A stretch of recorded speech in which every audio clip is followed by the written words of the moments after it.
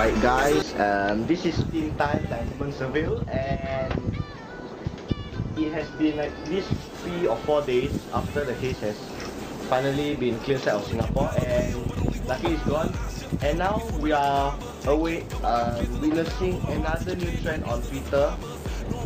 This is so called, last time was SG Haze, and now it is the SG Hail. Well, the SG Hail was, I think, Hailstorm hit Singapore for the second time, yeah. And the last time was in 2008 if I'm not wrong, and TeenTimes had just gathered footages of hailstorms, and here is the footages, and yeah, on June 25th, 2013. Enjoy. Alright guys, here is the footages I found on the Facebook.